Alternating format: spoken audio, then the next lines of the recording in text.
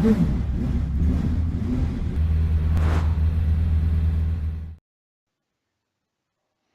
everybody. Welcome to episode 3 of The Racer's Edge. We're in the lockdown still, and that's what this show is all about, kind of giving us all something to talk about, this sport that we love during this period, although we hope to continue it, obviously, as time goes on. Again, just got to give a big shout out to everybody who's working in the front line at this time. It's such a horrendous situation. Best wishes too to the British Prime Minister Boris Johnson, who appears to be making some positive forward steps now. So that's great news as well. Let's hope that continues. Best wishes to him and his family, and to everybody out there who's either hunkered down as we are, or indeed out there working for the services, the essential services. You're all heroes. And, this is it's just one of these really difficult, weird times, isn't it? So I got to begin by saying that breathing system that the Mercedes Formula One team helped to develop with some reverse engineering, I mentioned it last week, has now got pretty widespread take-up. It's available for all manufacturers to download now in terms of its design, and that's gathering pace, and that's a really, really good thing to hear. So congratulations to them and to the Formula One teams that have been involved in all of that as well. Moving on, I mentioned last week that we had the second Ep03, the racing, online racing coming up in the to tally with, I think it was the Vietnamese Grand Prix, and it was on the Albert Park circuit, and we had Charles Leclerc, George Russell, Lando Norris. Well, I watched it, big deal, and it got a lot of coverage, didn't it? A lot of people seem to enjoy it. Charles Leclerc won it. No real surprise there, I guess. He is so mega, isn't he? But the one thing that I don't get, and I'm sure a lot of people will say, Peter, you're being a bit thick here, but I don't get why they are presenting it as almost as a virtual race. And that may sound odd, but it looks like a motor race. If my 98-year-old mum walked in and she saw it, she'd say, oh, Formula One's on TV again. It looked like a Formula One race. Whereas I expected to be able to see all these cool drivers sitting in their seats with the screen in front of them, looking at the driving position, looking at the footwell area, seeing what they're doing with the feet, seeing the steering inputs, look close up on the eyes. All the things we're never able to see in normal Formula One racing, but you can see because this is online.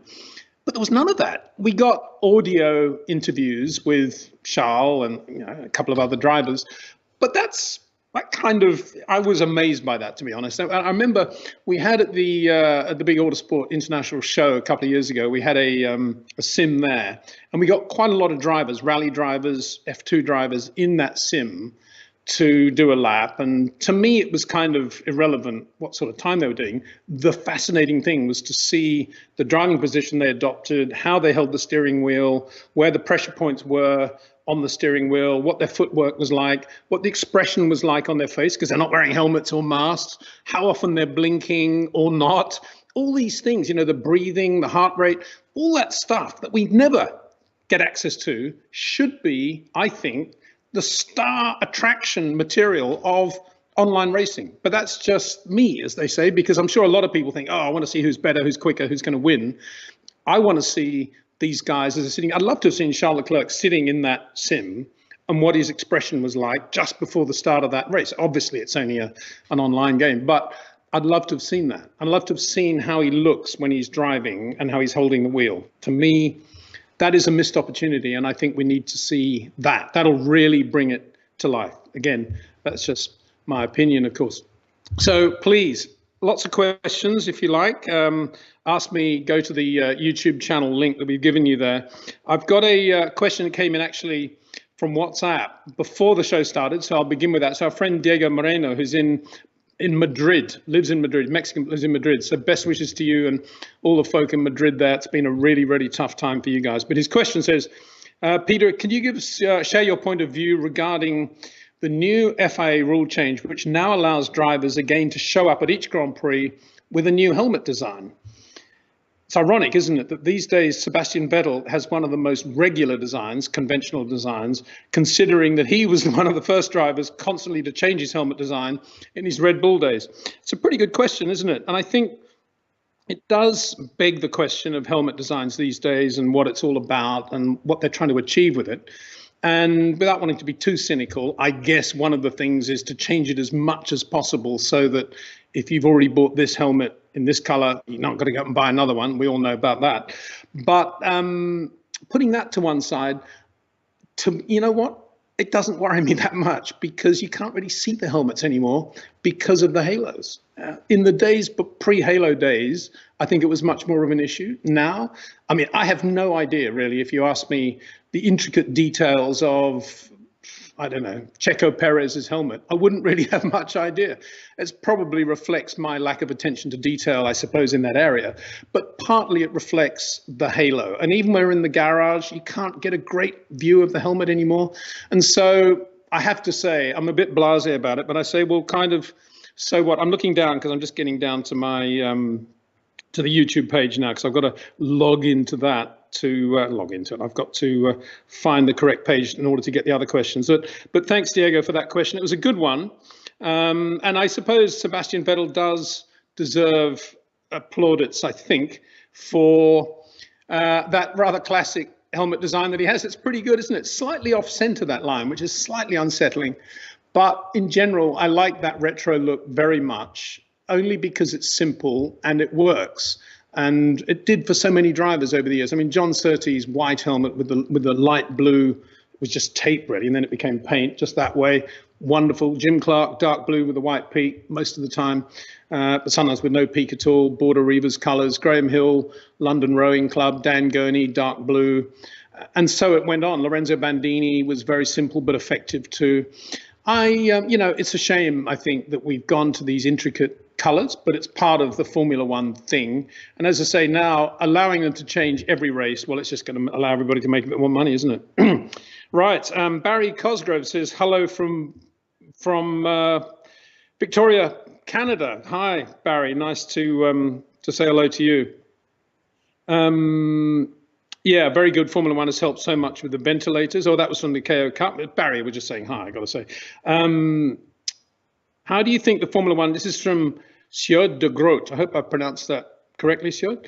How do you think the Formula One challenge translate to eFormula One? Where does it compare and where does it lack? Great vid, thanks. Well, I've kind of addressed that already. You know, to me, online racing, I'm just pausing to have a sip here from my Raffles Hotel Singapore Cup, which I bought, of course, in Singapore one year. Raffles Hotel, wonderful place. I think, you know, the sim to me is not what it's all about because the reasons I've gone into, the lack of feel for all the dynamic weights involved in managing a Grand Prix car. You're balancing. It's like a billiard table with the balls on it. They start off in the center in the triangle. You take the triangle away. And then if you had two people at either end, trying to move the table so that none of the balls went in any of the pockets. That's what managing the dynamic weight of a Grand Prix car or of any racing car is all about. And that's what a sim will never do. It's hand-eye coordination, it's precision, it's accuracy. It's all the things that, it's the other things that racing drivers have. And we saw the difference there between Leclerc and, say, I don't know, Ben Stokes, who doesn't have the same precision on throttle and brakes. Ben Stokes being a very, very good cricketer, but not somebody who spent a lot of time, I guess, driving very quick cars very quickly. And that's the difference. But it isn't nonetheless what it's ultimately all about. It's not what differentiates between a Lewis Hamilton and an average racing driver, or a Charles Leclerc and an average racing driver, because it's that ultimate ability to be able to finesse all those dynamic weights in such a way that it doesn't upset the car. That is what great Grand Prix driving is all about. And so, yeah, that's my response to that one. Peter, I have a simple question. What's your favorite track? This is from Sander K. Thanks for that one. Favorite track? It's a very good question, Sander, because it engenders a lot of thought. Does it mean from the perspective of a journalist like me going to races and getting a great vantage point and finding a corner where it's wonderful to watch? Or do we mean the circuit which always makes the eyes stand out on stalks for racing drivers and the veins pop on the forehead? You know, I really used to love the original Long Beach. I thought it was a great circuit because A, it was a street circuit, so it was bumpy and lots of things going on. There were some tight corners with elevation changes in the middle, which were brilliant. And there were some quick corners there too. And it really, and there were lots of walls to hit. So, and it was a great Grand Prix in the sense that it was California and everybody was delighted to be there, and you got there early and you stayed on a bit later on afterwards. It was just a great Grand Prix circuit, and it's a shame it got shortened and then it got changed, and the one they use today for IndyCar is nothing like the same track. So I missed that a lot.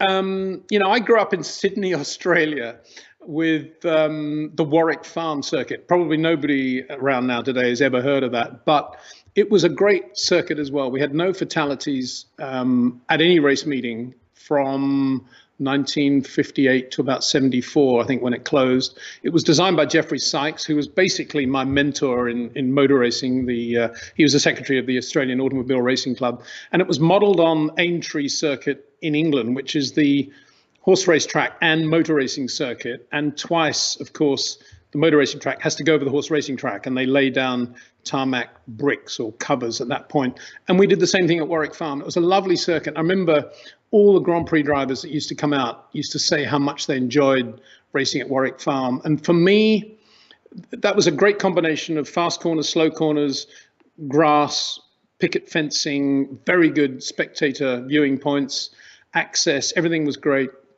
Love that. The old Nürburgring, you know, Tony Trimmer's been putting out some great pictures this week on his Facebook page. Very good driver, Tony, of course, of the 75 German Grand Prix when he drove the Mackie in practice qualifying. Didn't actually qualify it because the car was horrendously dangerous. And eventually the rear suspension broke as he went up into the carousel. And I was actually watching at the carousel that day with Denny Hulme, it was in his first year of retirement. He was president of the GPDA. And Tony sort of came in sideways, had a massive lose, and came to rest on the inside of the carousel. So and those were the pictures that went out on Facebook. But you know, those Nürburgring days, going out, deciding where you want to get out of the car, where you're going around with photographers. I'm going to go this corner, Wipperman, Flansgarten, Carousel, Adenauer, wherever it was. I mean, it was hard to beat the Nürburgring. Actually, I mean, I'm mentioning places that nobody can ever get to. Right now, I love Suzuka. I'm very sorry to see Sepang off the championship because that was a great circuit as well. And funnily enough, I like Turkey a lot as well. It was very difficult for getting around, but it was a very, very good Grand Prix circuit. I think lots of great variety of corners too. Of today's tracks, actually on the calendar now, I love going to Canada. I just wish the circuit was, I don't know what really. It's a little bit. No, I don't wish anything. I think it's a great circuit now if I think about it. It's got the quick corners out the back. It's got the long straight. It's got the braking area into the chicane before the pits. And it's got that great turn one with the immediate braking into turn two, which is very, very difficult and very demanding. And that's an area where this finessey thing comes into play. So I'd have to put Canada in there. I love going to Canada. Hungary's a nice circuit too. For watching, it's a bit annoying in terms of everything else, the slow corners, but it's in terms of watching the racing and having a good weekend, Budapest, not bad at all. Anyway, there we go, rambled on a bit there. Let's have a look. So I hope that was all right. This is from Mr. Dieselakias. Hope that's correct pronunciation as well. When do you think the isolation measures will ease off? Well, I was talking to my buddy Alan Gow yesterday. He runs the British Touring Car Championship, and there aren't many race promoters better than Alan Gow. And I said, "What are you planning at the moment, Alan, in terms of the BTCC?" And he said, "Oh, we're thinking of probably August with closed gates, no spectators in August." So that's what he thinks. I mean, it's an interesting one. It's not an interesting one. It's a frustrating one. Today in England, they announced that Royal Ascot, the big horse racing event, was going to be going ahead in July, again, with closed doors, no spectators. And they interviewed one of the horse trainers, and he was saying, you know, from the point of view of our industry, it's really important that we have Royal Ascot. And we can get around the 2-meter social thing reasonably well, and we're pretty confident we can put on this event, and it'll be a huge thing globally on television. At which point my ears picked up, of course, because Formula One is global television, isn't it? The problem with Formula One, of course, is that in order to exist, we need a lot of money coming into the sport, mainly from television and from the circuit appearance fees from all those countries that have Grand Prix. They pay Formula One upwards of 35, 40 million pounds or euros per race. And if you said, okay, let's put the British Grand Prix on, but closed doors, no spectators, putting aside another issue, which I'll raise in a minute, but if you said that, there would be a huge problem, because the only money that the circuit promoter can effectively earn is from the spectators coming in, because everything else goes to the Formula One package. So from Silverstone's point of view, they would lose even more money than normal, actually, if that happened, if the British Grand Prix was held amongst closed doors. Unless, of course, it was underwritten in some other way, which I doubt would be the case. So you could imagine right now that probably behind closed doors at Silverstone, they're probably saying, we're not putting the British Grand Prix on this year. We're not going to lose a fortune. So that's one way of looking at it. The other point I was going to make was that, of course, unlike Royal Ascot with the horses and the trainers and the jockeys, Formula One, it's much, much more difficult to control the social distancing, the 2-meter rule, or indeed 4 meters, as I think it is in some parts of America now, California, I think. But let's call it 2 meters. You know, how are you going to do that in a crowded garage, in a pit lane, whatever, marshalling? Even if you have no spectators, very, very difficult to do that. So I think it's going to be, you know, you got Alan Gow saying August. It looks as if it could be, if things go well as we hope, it could be Monza, Singapore time. As I said in the last show, imagine if it was Italy, you know, after everything they've been through with the virus situation, if the first race was at Monza in Italy. In some ways, Monza, Italy, it would be a great thing to do. In other ways, a huge, huge ask. And then Singapore, of course, if Singapore are going to be part of the calendar and are going to put on their race, it isn't just a question of turning up and racing. They need to prepare that circuit well in advance, probably so far in advance that it'll be a time when they're not sure if they've got the race on anyway. So that's another complication that comes from Singapore. So in answer to your question, I don't know. All I can do is keep my head down, as everybody else is, I think, and just hope that, you know, it gets back to normal as soon as is safe. That's the only thing we're asking. I mentioned that Lewis Hamilton was not as cool and humble as he used to be. This is from S. Salibi. Perhaps championship number 6 has got to him. Did I say that? If I did, I kind of take it back, because I haven't spent enough time with him to say that, actually. What I said was, I think, what I tried to say was that I got the impression that he was not the earthy racing driver that I know, and I'll use the word love as well, over the winter. Maybe this long break has brought him right back to earth again. I think, you know, championship number 6, global superstar, all those things inevitably must play some role in the way he thinks and the way he gets up in the morning and wonders what he's going to do next over the winter. And I guess it was that I was saying, but I don't know, that's about it. I don't think with this long break, I think Lewis now will come back absolutely flat out, the normal Lewis Hamilton that we know. And I don't think there'll be any change at all in the way he operates from previous championship winning years. I think he's right back there. It was just something I noted over the winter, really. Denny, hi, Peter. Question, which IndyCar driver has the potential to drive Formula One and be very good? And he's got Newgarden. Well, Joseph Newgarden, definitely. A long time ago now, I was endeavoring to do a Formula One team in America. And the goal always was to have at least one American driver in the car. And so I got Joseph Newgarden over to the UK with a couple of others as well. Alexander Rossi was another. Gabby Chavez, the third, to do some days with Rob Wilson, just so we can get a feel for them. And Joseph was always a guy that really, really wanted to work with. He was still in, I think he was in Indy Lights at that point. I think he was, yeah, I don't think he was in IndyCar even. And really rated him then. Very, very impressive guy, very intelligent, very nice guy.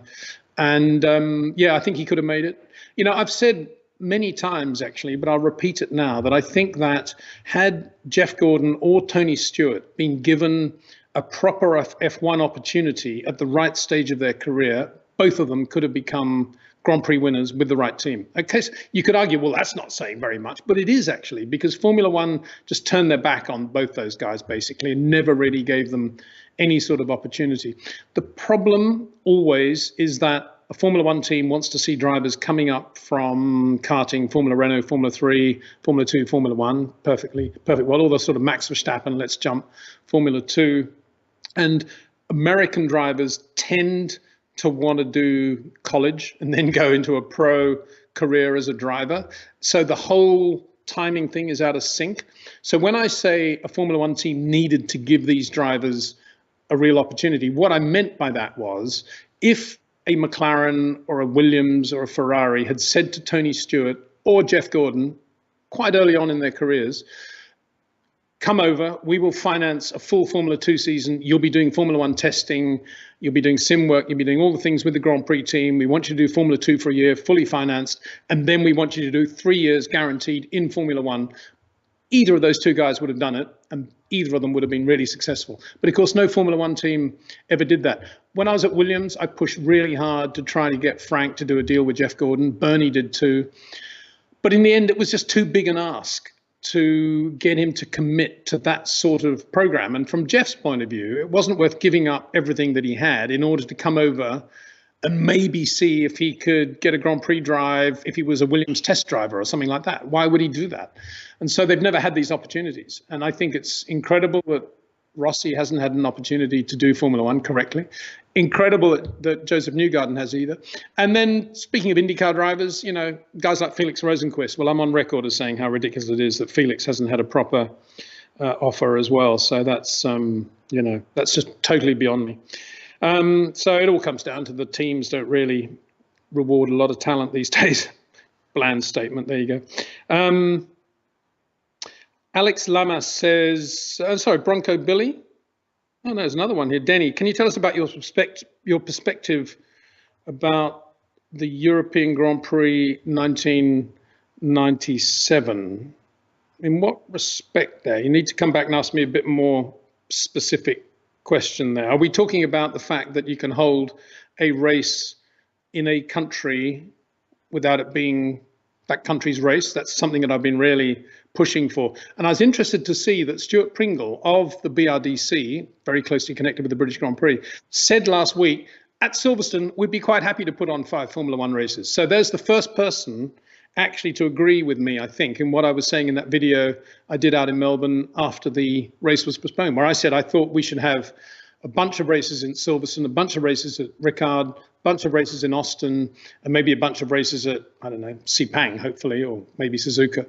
And that should be the championship. Cut down on this huge carbon footprint we have, cut down on all the traveling, reduce the cost, do those 5 races, everybody in situ. And Stuart Pringles has taken it up and said, yeah, I think, you know, bring it on. Silverstone would do that. Anyway, yeah, I don't think it's a problem to do that. Bronco Billy, Peter, Vietnam looks like it'll produce good racing. Would you agree? I don't know. It's very, what do you mean by good racing? I think it'll be, there are some overtaking places. There could be some corners which are good. But none of it is really satisfactory, is it? The cars are too big, too heavy, too wide, too long. That's the biggest problem. And the circuits, particularly street circuits, are inevitably going to be too tight and too small, narrow. Yeah, I think Vietnam looked to be a pretty good layout. So it's interesting that, you know, everybody's trying hard. It's not the real solution, I don't think, but yeah, what can I say? Alex Lamas says, where in Canada is best to watch? Well, I always love watching coming out of the turn 2. Well, I love watching coming into turn 2. So if I can get a head-on view as they're doing the change of direction from turn 1, which is the left-hander, what I would call turn 1, maybe a kink, there's turn 1, I don't know. But the long left-hander at the end of the pit straight, I would call turn 1. And then they're braking with the car's load on it and they're getting into the tight right. I love that bit, just watching that change of direction and how everybody does that. So that's 2, 3... on the assumption that the next chicane is turns 3 and 4, I love watching out of 4, 5, 6. There's some really quick corners there, particularly early in the weekend when there's not a lot of grip. And then it's quite good just going with the fans down to the hairpin at the end of the long straight, just to enjoy the mood there. I like hairpins and long straights, breaking into hairpins. It's part of racing, and every circuit needs them. And it's a great hairpin at Montreal, isn't it? You can take different lines there and not lose a lot of time, and you can pass into there, and it's it's a nice place. Okay, we'll do one more question, and then I've got the first of our treats. Ryan International, Formula One broadcasting classic races. Peter, do you ever look back on any of those classic races? What feelings stir in you when you do, specifically Williams races? Yeah, I do. Periodically, I must say. I've got, I'm a bit weird because I've got all my own memories of all those races and all those weekends and everything that happened. And so when I'm watching them now, sort of distantly, it doesn't really seem like the same place that I know in my head from my perspective.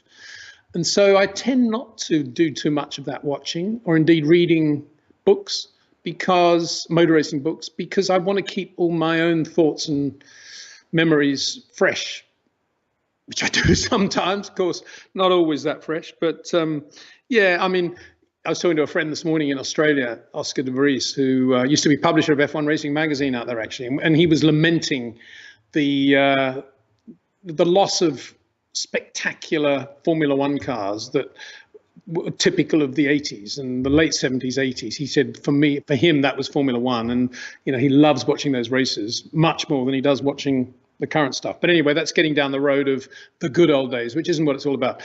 What I want to do here, though, is acknowledge that this was a week where we remembered the passing of Jim Clark, because April the 7th, 68, he lost his life in that Formula 2 race at Hockenheim, a race that he took very seriously, as he did every race. It wasn't an unimportant race. It was an important race from Jim's point of view. It was a round of the European Formula 2 Championship. It was wet. Of course, perhaps he didn't want to be out there on race day because there was no temperature in the Firestone tyres at all. And Chris Amon, Graham Hill, Jimmy, all on the Firestone said, this is going to be a non-event for us. We're just going to cruise around and finish. But he got a puncture and then went off into the trees in 68. So there's been a lot of Jim Clark memory out there on social media this week. So I thought in this show, and first here I have to say a big thank you to AP, Associated Press Archive, who are supporting our show now and allowing us to have access to a lot of their motor racing video going back through different eras. I haven't had a lot of time to do that yet, but I've come up with two videos, which I'm going to show. The first one's starting in 1 second. And this is of the 66 US Grand Prix at Watkins Glen. And it's not very long, so I need to do my big description before we actually see the video. But bear in mind, this was a season where Jack Brabham and the Brabham Repco kind of dominated things. They were really, really impressive. Blackjack and Denny Hulme, that brilliant Repco engine, which John Judd helped to develop as well.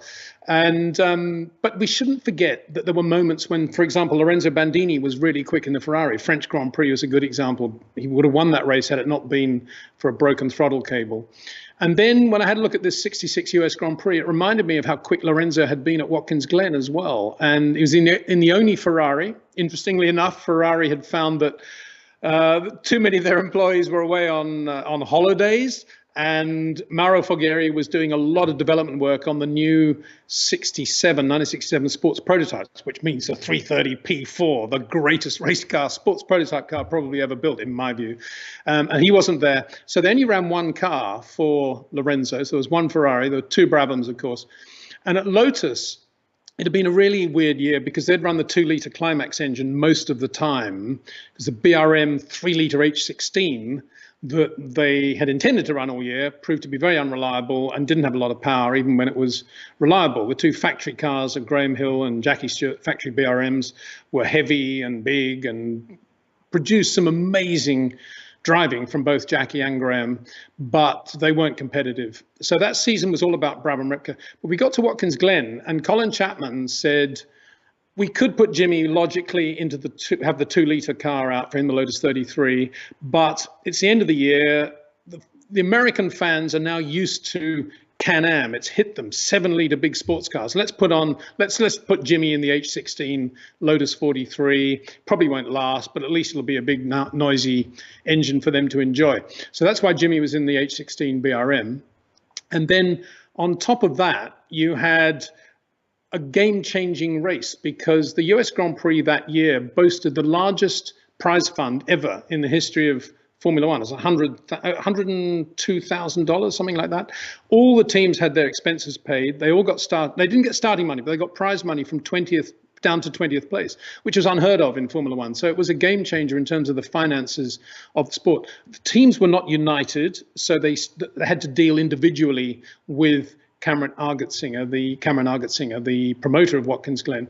But it was a big coup for the Glen to have got that money and to have kept the US Grand Prix. Because interestingly, Indianapolis Raceway Park, the road course very near the Indianapolis Speedway, where they used to hold IndyCar road races, had applied for US Grand Prix status. And so that's why Watkins Glen upped their prize fund, was to basically get rid of the threat from Indy Raceway Park. So here we are, the 66 US Grand Prix, and it's a short video. I'll do a bit of chat while it's on, just to sort of try to explain very quickly who is in the video there. But I finished it with, we then go to color from black and white. Some of you have seen it already, a little video we did with Andy Middlehurst, who owns the Lotus 43 BRM, with which Jimmy won that race. And he does a fire up for us. So that's at the end of the video, and we're going to try to turn the volume up at the end, and you'll hear the sound of that BRM H16 3-litre engine being fired up. So let's have a look at this video. This is the 66 US Grand Prix at Watkins Glen. And there we see Cyril Atkins just pushing the factory BRM back. That's the H16. Louis Stanley in the background. Graham Hill signing autographs, looking dapper as ever. Lorenzo climbs into the only Ferrari in the race. You see his helmet there was silver with red in the low part. Jack Brabham already won the World Championship, looking very serene and regal. There's Jimmy Clark putting on his face mask, goggles over the top. It was a huge crowd, 80,000. The race is underway, and that was down on the old part. So Lorenzo Bandini leading the field there. Beautiful start from Lorenzo in the Ferrari. Bit of a wiggle as he comes out of that corner. There's Jack Brabham in the Brabham Repco. He actually held a camshaft broke, I think it was, so he was out of it. Jimmy Clark was right up there. Richie Ginther in the Honda was really quick early on as well. And Lorenzo was going well until he too retired. There's Jack Brabham before his retirement, looking very good. Bruce McLaren had a bad start, but would end up finishing fourth in the McLaren. The first points ever for McLaren in this race. He had the Ford engine in the back of the car again. This one developed by Traco after their poor start at Monaco with the Ford engine. There's Jimmy Clark in the Lotus 43. Takes a win in the US Grand Prix. His only win that year, the only win for the BRM H16. He's got the new Buco helmet that he'd started to use the back end of 67. Has a drink. He's got the garland. Really missed the garlands. A bit of champers now into that lovely trophy they always had at the Glen. Has a sip from it. Has two goes at it. There's Jimmy Clark winning the sixth. And now we go to the Andy Middlehurst rendition of the same car. Absolutely amazing job he's done. He's run this several times now in various parts of Europe.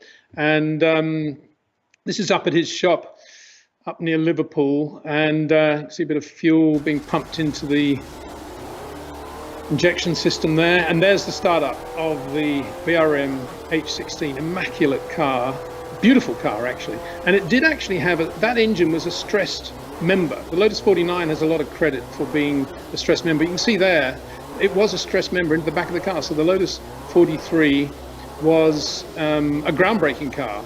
I don't think Jimmy thought he was going to finish that US Grand Prix, but to the delight of a lot of his fans in America, and indeed, obviously, Lotus fans worldwide, it was a great day. There's Andy Middlehurst himself. So, yeah, that was the first of our videos. Big thank you to AP Archive for that. Right, I'm just trying to get back into my thing now. As you can tell, I'm not absolutely 100% brilliant on all these. It says Bitcoin Allen is the name. You think Max Verstappen has a better chance to become world champion if the championship has less races? Question mark. Absolutely. I've said that. I've said that because I've said that a couple of times now. I don't know why. Part of it's gut feeling. Part of it is Max is a real opportunist, isn't he? And I think there's so few chances for things to go wrong if it's a small championship, short championship. And I think Max has matured massively over the last 12 months. He's really, really good at finishing races now. Not that Lewis isn't, but I think it'll be such a different thing for Lewis and Mercedes that it could be slightly discombobulating. Do we just try and win every race? Do we try and be reliable, stay out of trouble, so few races? But I think Max will just get that clean idea of what needs to be done. And I think he has a really good chance, actually. Barry Cosgrove, absolutely right. Robert Wickens did not get a chance. Robert is another of my heroes. We use Skype for this and for this show. And when I logged on this morning just to do a small test, about the fourth person I'd rung on Skype was Robert Wickens years ago now, obviously a couple of years ago. It was just after the accident, just to wish him all the best. What a talent. And I've said it a couple of times. To me, he was definitely able to win Grand Prix. He was never given a chance either. He was given a bit of a chance by Manor, but it didn't materialize into anything solid. But he should have been given a real opportunity with, I don't know, Red Bull, anybody. Robert Wickens, what an outstanding driver. And sadly missed from the Grand Prix circuits, but we wish him all the best. Really, really good go. I guess this is How race. I guess you're from Portugal, How. It says Formula One at Portimao would be mind-blowing. Well, it would. Yeah, bring it on. We can all think of circuits which would work within this low carbon footprint plan that we're putting together. We're hatching here on the show. Emmanuel Boating, which MotoGP rider would like? I think you mean would I like to see tackle Formula One at some point in the future? Well, it has to be Marquez, doesn't it? Just love to know how all that translates into driving a Grand Prix car. He's probably brilliant, I would imagine. Mike Hailwood, Giacomo Agostini didn't have a great transition. Obviously, John Surtees, Damon Hill. You know, you can do it, definitely. And I think Marquez would be impressive, wouldn't he? Your thoughts on Toto Wolff beyond this year? Christian Toto Wolff. I think he's an amazing guy, isn't he? He's a bit, I just don't know. I mean, when Nico Rosberg was racing, I always used to think this guy's going to end up being, I don't know, Chancellor of Germany. He's multilingual, he's intelligent, he's knowledgeable, he's much too impressive just to be a Formula One driver. And he's done a really good job since he retired, particularly on the whole ecosystem and sustainability and everything he's doing there. Excellent. But he hasn't become, I thought he could have been a global philanthropist politician, but he's not. So I don't know. It's hard to know what Toto would do beyond Formula One. You know, he'd be a great FIA president, wouldn't he? He would be a very good leader of liberty, wouldn't he? He's very, very good at managing people, getting the best from people, and seeing the correct route to take when there's a lot of stuff around to cause confusion. He's got a great brain. I love spending time with Toto, and I just hope that if and when Mercedes do pull out, that we do see him in some amazing role. Preferably FIA president, I would guess, would be the best thing, wouldn't it? Whether he'd want to do that or not, it's very political. I don't know.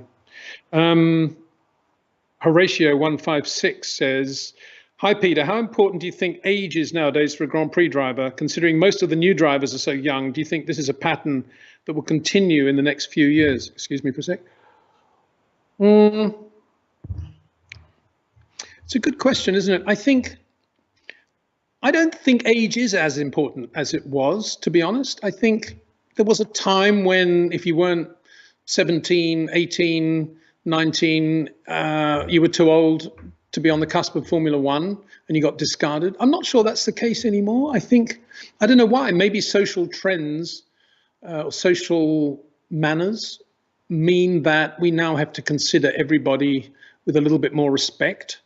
And that some drivers don't have the luxury of starting when they were 7 years old.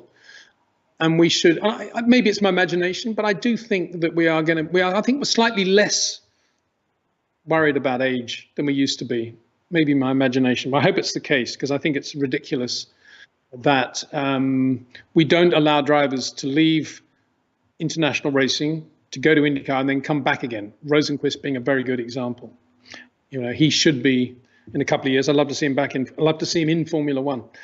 Rallycross Craig. Sorry, Peter. What memories stick out from you when Formula One cars were last at Brands Hatch? I've been watching some great old clips on YouTube from '83, '86 at Brands. It looked and sounded brilliant. Thank you. Notice I changed the word fantastic to brilliant there, Rallycross Craig. It's only because I got a massive dressing down from Mike Doodson a couple of years ago for using the word fantastic to mean great, when it doesn't mean that. It means something from fantasy, and it's a misuse of the word. So from now on, I said to myself 2 years ago, I will never misuse fantastic. I will use other words. And I said, well, give me a good example, Mike, of what you really mean. He said, well, if you take the Battle of the Coral Sea, the Battle of Midway, when the Japanese were claiming the number of destroyers and aircraft carriers they'd knocked out, they were fantastic claims because they were from the realms of fantasy. That is what fantastic means. It's misused today, of course. Anyway, going back to Brands Hatch 86, pre-86. 86, of course, is the year that Nigel and Keke had that amazing race. Sorry, Nigel and Nelson had an amazing race. And I was very, very nervous at that point, wondering, when and where they were going to have their shunt together. It was also the race in which Frank made his first appearance after the accident. So that race meant a lot to me. We were sponsored by Mobil, and we won the Shell Oils British Grand Prix, which we actually got a T-shirt to that effect, which was nice. So that was a great day. 85 European Grand Prix, another brilliant day for me because I'd grown up with Nigel, really, and we were kind of like brothers. And to see him win his first Grand Prix there at Brands, couldn't be a better circuit on which to have done it. And he did it in style. He did it beautifully, and he drove beautifully that day. Keke was quick too, but Nigel was superb. 78 British Grand Prix was one of my greatest moments in my life, I think, when Carlos won that race. Bruno Giacomelli coming out of clearways, Nicky slightly unsure of which side to go, and Carlos just dived down the inside and got the lead going into Paddock Bend. Particularly as Ferrari had been Carlos had been under a lot of flack from Ferrari going into that race and how he should be replaced and he wasn't capable of being a number one. Carlos was brilliantly quick. He maybe wasn't the greatest racing driver in the world, but that was an example of how good Carlos could be in a race situation. And and I'd spent all weekend with Carlos, actually, because he was staying in a hotel near me in London, and we drove down to Brands together every day. And that was just a perfect weekend. We had dinner that night in a little restaurant in near Harrods, near his hotel. And I remember we just had sort of Wiener Schnitzel and a glass of wine, I think. Very quiet, but yeah. But he always had a bit of a thing about the trophy, because he loved the British Grand Prix trophy. And he was on to me for months afterwards, Neil Easton Gibson, to get what he would call the Challenger trophy, which was his word for the replica of the real thing, because you had to keep handing back the Challenger was actually the one you had to keep handing back, that's right, which lived at the RAC and still does. But he wanted the replica of it. And he was annoyed that the replicas that were done were like 20th scale replicas. So I spent the back half of that year trying to get a proper replica made for Carlos. So yeah, a lot of memories. Emerson winning there, 72. Everything was perfect for me, not for me, for everyone, I think. The black and gold 72, Colin Chapman, the way the car looked on the road, just superb. Couldn't be a better circuit in which to show the shape and the essence of that whole JPS Lotus 72 era. Gilles winning there in the Race of Champions, which was excellent. Love that. I don't know, goes on and on, doesn't it? I think that's probably enough for that one. But yeah, great circuit. I really miss Brands. Thanks for asking that one, because so many great corners. It was just a circuit which just brought the best out in the great drivers, I think. So, wow, I've got so many questions. Thank you, everybody, for asking all these questions. Amazing. Paul Corley, Peter, which Formula One drivers will be negatively affected career-wise by this long delay? Well, I said in a couple of videos ago, or maybe last week, that I thought it was a question of press pause and then press play, isn't it? Isn't everything frozen? Nobody's going to make any judgments. I suppose it's going to be more in the categories below Formula One, where teams are really struggling financially, And in order to keep going, they've got to go to drivers who do bring a lot of money to the teams. We don't know yet what it's going to be like for the Formula One teams financially. But I don't think the drivers themselves will suffer because of this, because they'll be keeping fit in their own environments. They'll be doing their thing on the sim, I guess, or some other ways. And most of them probably will benefit from being able to take a little bit of a step back and thinking about driving, where they're going, mistakes they've made, all the things you never really get a chance to do very well. You can kind of do it over the winter break, but there's so many other things going on with the team usually that they don't get this opportunity to press pause. So I think actually most of them, probably all of them, will benefit from this in a way. I don't think anyone will be hurt from it anyway. As a driver, that is. Denny, again, I was thinking about Jacques versus Michael. Sorry, yeah, okay. You're thinking about Jacques versus Michael in that race in Jerez, that aspect of it. I think, well, we know that Michael, was just a victim of his own Michael Schumacherisms, which we later saw when he, brought practice qualifying to a halt at Monaco. Michael just couldn't handle not winning. Really, could he? He wasn't very good at not winning. That was, I guess, his biggest minus point. But I don't know. I was, and I still am, a massive Michael Schumacher fan. So I was, although I knew Gilles very well and I liked Jacques, I did feel kind of sad that day, I think.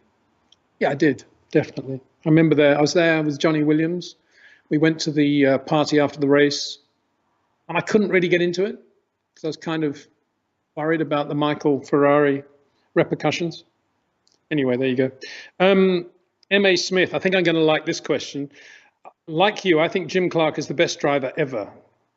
What's your thoughts on the 66 Indy 500? Do you think the timekeepers missed a lap and Graham Hill got the win? Well, I could talk for hours. I'm going to try and be really quick here, but there were some T-shirts out at the time, weren't they, about a week later, saying I saw Jim Clark win the 66 Indy 500. For those of those who don't know, Jimmy appeared to win the race, but later the timekeepers thought that Jimmy had lost a lap when he had a big spin, but we'll get on it in a minute.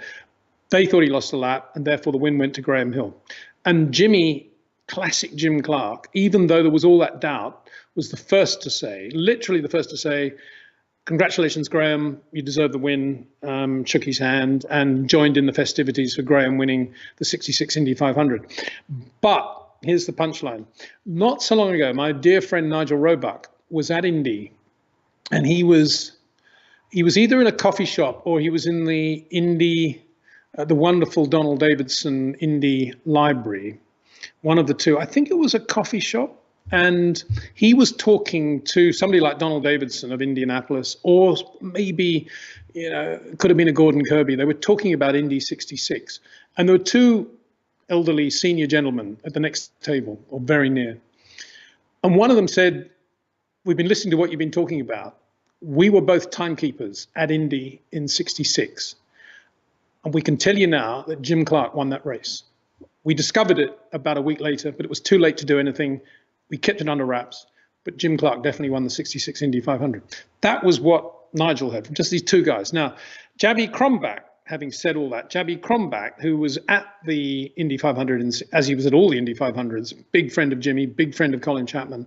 Whenever I spoke to Javi about this, he always said, no, absolutely for sure, Graham Hill won that race. And if anybody was going to promote a Jim Clark win in 66, it would be Javi Krombach. So make of that what you will. I accept the fact that Jimmy acclaimed Graham as the Indy 500 winner. And to me, that was enough. Even if Jimmy knew inside that he'd won it, he gave the win to Graham. So you give a present away, you don't take it back again, do you? And that was the way Jimmy Clark was. Okay, moving on to the next one. Gonzalo Maurizio Martins. Do you think Alonso is a top 10 driver of all time? Wow, difficult question, that one. I'm not sure that I do, to be honest. I think, I don't know, maybe I do. I mean, he's a great racing driver, isn't he? He's so good. at driving race cars on a Sunday, as Mark Webber said so many times. And he's so good at driving cars that are not very good or have bits fallen off them. You know, I think of Daniel Ricciardo's restart pass on Alonso at the US Grand Prix, I don't know, whenever it was, when Fernando was at Ferrari, and he just got him going into those quick corners. It's just a perfect pass. You know, there've been occasions when Fernando's done things and you wonder, you know, is he a great driver with those sorts of things he's done, whether it be the internal things in the garage. You know, I was talking to Felipe Massa not so long ago, and he said, you know, when Alonso was at Ferrari, it was a completely different Ferrari. Felipe, lost all his feel for the team. It wasn't the Ferrari that he knew. And he just said, you know, Fernando, you can't criticize him for it in a way because he's just out for himself. You know, I just mentioned my friend Nigel Roebuck. If I say Alonso isn't one of the top 10 drivers of the world, Nigel will probably never speak to me again, and nor probably will Tony Brooks, who also really rates Fernando, as does Richard Atwood and a lot of other people out there as well. So I guess I'm going to have to say yes. I'll just cop out there and say, yeah, for sure. He's one of the best. Nuvolari, the Nuvolari of Spain. So just having to reboot my live chat thing here. Actually, while I'm doing that, one other thing I'll do now is introduce the second video, which is, well, I'll give you the story here. I rang Beaky Sims, Dave Sims, who is a very good friend of mine, lovely guy. I rang him on April the 7th, which was the day of memory of Jimmy's passing at Hockenheim, because Beaky was the mechanic on Jimmy's car that day. Horrendously traumatic day for him, as you can imagine. And he just said, you know, there isn't an April the 7th that goes by when he just doesn't feel very depressed all day. So I rang him and we chatted away, and we started to talk about racing things as we do. And I said, well, you at 67, what were you doing, Beaky, as a matter of interest? Bearing in mind, Jimmy was driving the Lotus 48 Formula 2 car in 67. And that was the car, of course, in which he had his accident in 68. And he said, oh, no, I wasn't on Jimmy's car, but I was doing Formula 2 on Jack Oliver's Lotus Components Lotus 41C, which was a bit of a weird car. It was a space frame Formula 3 car with a Cosworth FVA 1600 Formula 2 engine in the back. And that was the car Beaky was on. And Bob Sparshott, I think, was on Graham Hill's 48. And I think Alan McCall was on Jimmy's Lotus 48 when they were green and yellow in 67. So we started talking about that. And then he said, oh, God, 67. He said, it's the biggest problem for me. I'm kind of simulating the way Beaky Sims talks. He said, you know, I'll never forget Reims 67 because, you know, what these, you know, Bob Dance, I think it was, led us all into this thing. It was a lovely town, Reims, and we were staying in the town, and they had these aluminium, you know, telegraph poles and lamp posts and everything else. And, you know, somebody said, you know, I wonder if they bend when you get to the top of them. So, of course, you know, we all started to have to climb up these aluminium posts to see, and one of them did bend. He said, anyway, no, the gendarmerie came along and arrested 4 Lotus mechanics and took them down to the local clink. And there they hung out for a bit. This is Saturday night before the Formula 2 race at Rouen 67, the mid-July, the weekend before the British Grand Prix at Silverstone. And sure enough, eventually, I think it was one of the officials came along and said, look, you know, these guys are all from England. Sorry, they've caused all this trouble. Motor racing mechanics work for Team Lotus. And Bob Dance and the 2 others said, yeah, brilliant. Okay. And then Beaky got up to leave the cell and they said, oh, hang on a sec. This guy's not with us. We don't know this guy at all. And so they just locked the cell again, leaving Beaky there on his own for I don't know how long. But eventually, a couple of hours later, I guess, Jim Clark turned up and said, Beaky, what you been doing? And, you know, he got him out of prison. And so Beaky said, you know, that's the sort of guy Jimmy was. He thought it was very funny, but equally he did actually feel quite sorry for Beaky, even though he wasn't on Jimmy's car at the time. Anyway, so it made me think, AP archives, here we are. We've got this amazing situation with AP. I wonder if there's any footage of that 67 Formula 2 race at Rouen. And before we get to it, just let me introduce it. There was, again, it's pretty short, it's black and white, but it is the Formula 2 race Rouen 67. And it's interesting for another reason. And that is because I interviewed Jack Brabham once when he was in England at the site, actually, of his Esso garage in Hook Road in Chessington, which was a jet garage by then, but he still had an office in the back. And we were chatting away. I did this interview, and I was talking to him about Jimmy, actually. And I said, you know, do you think it was a puncture? And he said, oh, yeah, it was a puncture at Hockenheim. But, of course, the problem was Jimmy would always drive through problems. They used to say that about Jochen Rindt as well. Always drive through problems until he had to bring the car in. And he said a good example of that was the 67 Formula 2 race at Rouen, when he had a big battle with Jimmy. Jack was in the... He was in a Brabham Cosworth FVA at that point, having won a lot of races with the Honda in 66, but they went to the FVA in 67. So it was the Brabham, Jack Brabham in the Brabham, and it was Jim Clark in the Lotus 48, having a big dice at Rouen. Very, very dangerous, fast circuit with one hairpin. Wheel-to-wheel stuff. Jackie Stewart's in there with the Tyrrell Matra, Jochen Rindt with the Winkelmann Brabham. And Jack said he was behind Jimmy, and he could see one of the rear tires starting to go down on Jimmy's 48. And he said, I was trying to get alongside him into the braking area, into the hairpin, to wave to him, to show him that there was something going on. And Jimmy, he said, Jimmy did 2 laps with that tire starting to deflate, and then had an enormous lose, and Jack hit him, and they both crashed. Both okay, but it was a quick part of the circuit. And it shows in another perspective, doesn't it? You know, we talk about Hockenheim in 68 and the unimportant race, but I mean, Jimmy had a lot of incidents in Formula 2 because it was so close, and they were racing quite a lot on these dodgy circuits. And so that was the Jack Brabham point. You know, what we saw at Hockenheim, kind of we saw at this race at Rouen in 67. Okay, with no more ado then, let's have a look at the French Rouen circuit, road circuit, very fast road circuit, 1967 Formula 2 race. So there's the Cathedral City, there's the aluminium pole that Peaky Sims tried to climb, maybe pit lane there before the start of the race. Looked like a pretty nice day. Not a lot of cloud there. There's the grid up there. Toto Wolff was the starter. There's Jimmy driving the 48. He was on the front row alongside Jochen Rindt. The Brabham was definitely a slightly quicker car, but there's Jimmy looking very cool in the 48. Graham Hill having a good chat there, and wearing one-piece overalls. Jimmy usually had the Hinchmans. And there's Jack Brabham, facemate. He's 67. He's the reigning world champion at that point. Driver's briefing. There's the start. Jackie Stewart on the right in the Tyrrell Matra. Jochen Rindt, brilliant in the Winkelmann Brabham away there. Bruce McLaren's in this race too, in one of his beautiful little Formula 2 cars. There's Jochen leading Jackie, and that's Graham Hill, who made a very slow start. He's a lap behind there, but Jackie leading Jochen. He's taken the lead there in the Tyrrell Matra, but both he and Jochen would go off at the top of the circuit. And there's Jean-Pierre Beltoise losing the factory Matra into braking for the Nouveau Monde hairpin in front of his home crowd.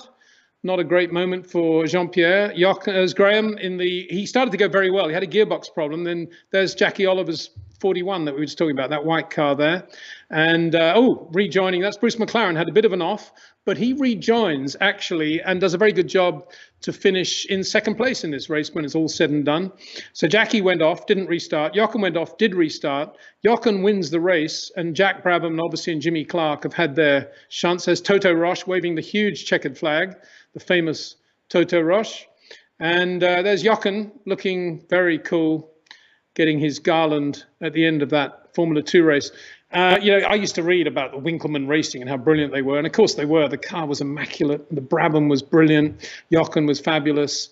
And Bernie Ecclestone was behind a lot of it. Can you believe it? Yeah, he was really close to Winkelmann racing, based in Slough. And of course he was managing Jochen Rindt at that point as well. So a lot of Bernie's feel for racing, which began with the Stuart Lewis-Evans days back in 58, but a lot of it gathering momentum there with that great Jochen Rindt period. But just think about it on a circuit like that, how quick it was down the hill, that we had Jack Brabham, Jackie Stewart, Jochen Rindt, Jim Clark, Bruce McLaren, all in Formula 2 cars, racing really hard and really competitively. And third in that race, interestingly enough, Joe Schlesser in the Ford France financed Matra, blue Matra. Really quick driver, Joe. And I guess to some extent it was that performance, finishing third against that top-class opposition at Rouen, which prompted Honda into selecting Joe to drive their Formula One car at the French Grand Prix the following year at Rouen. Knew the circuit well, French driver, good for the crowd. And of course, he lost it in that downhill section. The magnesium chassis Honda burst into flames in the wet, and poor Joe was killed a year later. So it probably all started there. Interestingly as well, to note that on the day that was run, that Rouen Formula 2 race, another Formula 2 race was being held at Hockenheim for what they call the B-graded, the non-graded drivers who were eligible for the Formula 2 championship at that point.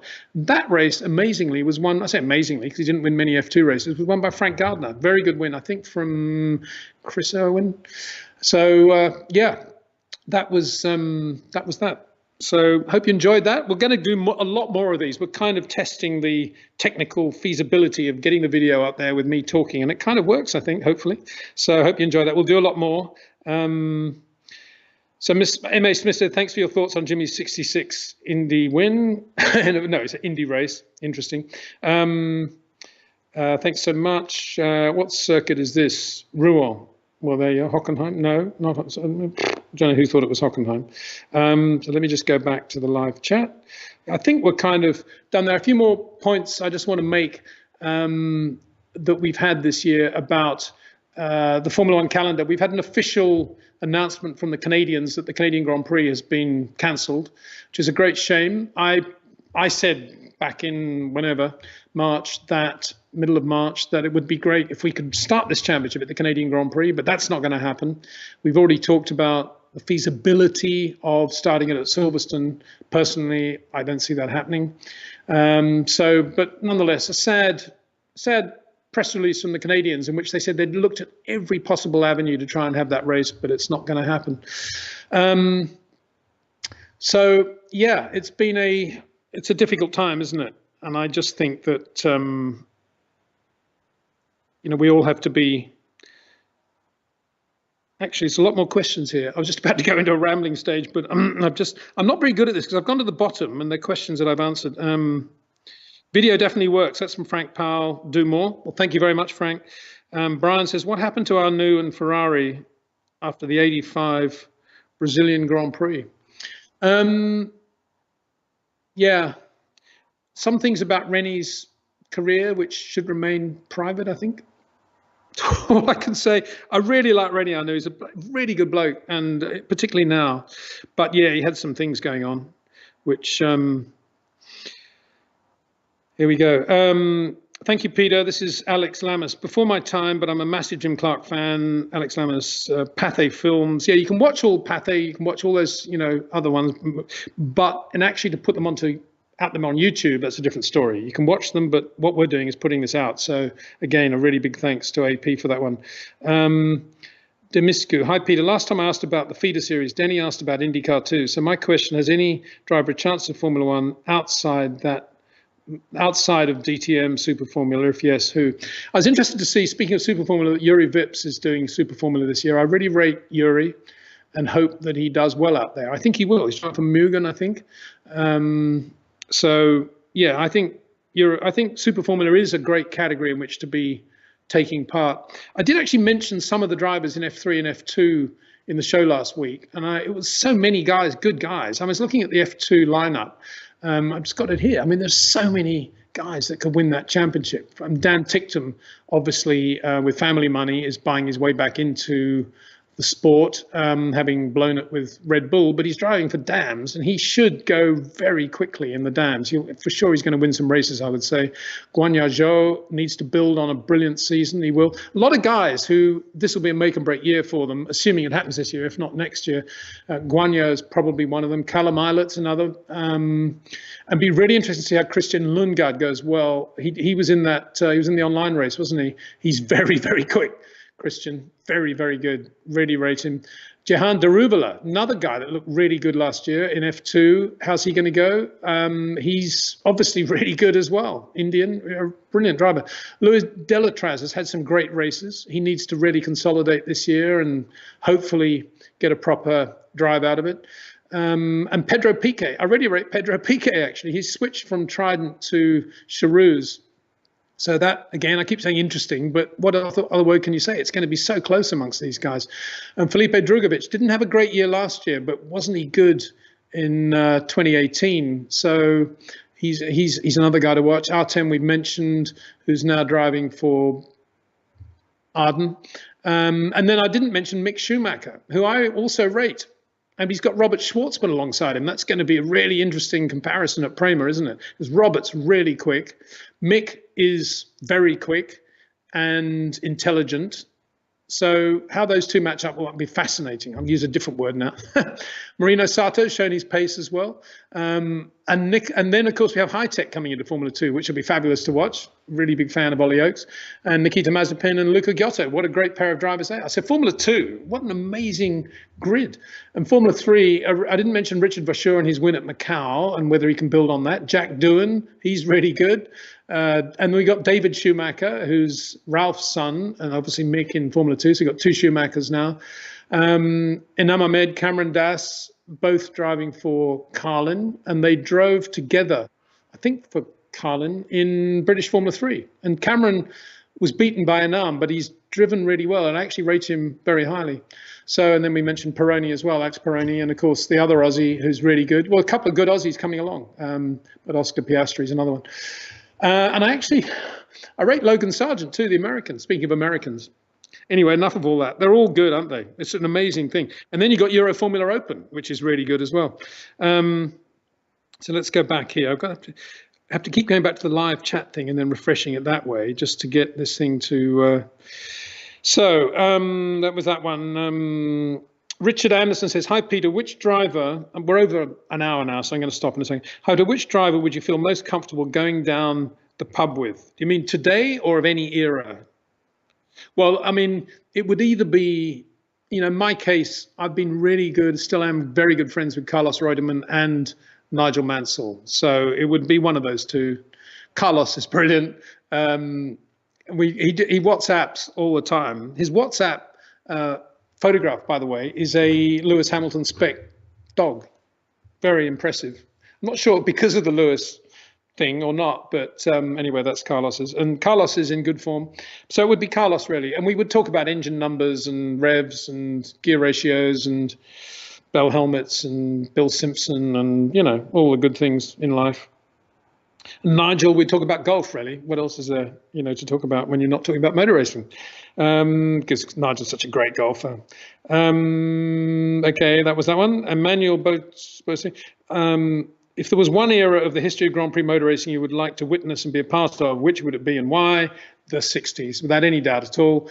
I was too young to be a part of the 60s, but I love the 1.5 litre Formula One cars, Lotus 33, Ferrari, BRM, Brabham. I thought they were all gorgeous, perfectly proportioned. Everything was right. The size of the tires versus the bodywork. There were no wings, treaded tires. The cars slid a lot, had suspension.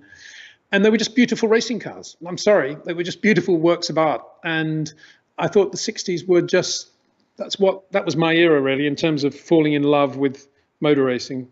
And I guess a lot of us, have those moments, don't we? And that's it. Anyway, I think that's enough, isn't it? It's 7:05. I could go on for hours, but it wouldn't be fair on everybody else. And it's been brilliant sharing this time with you. We'll do the same thing next Thursday. We moved it to 6, as you probably noted, from 5 o'clock. So we'll try and stick to this. Unless if there's some changes, we'll come up and let you know. But I thought we'd finish with the third video. And this is of a certain Ferrari driver. You may not have seen this footage because it had very, very few views on YouTube so far. A certain Ferrari driver, when the streets of Paris opened for him to celebrate his brilliance and the car's success. And basically the whole of Paris just said, wow, this is amazing. So see you next week. And thanks for your questions. Enjoy.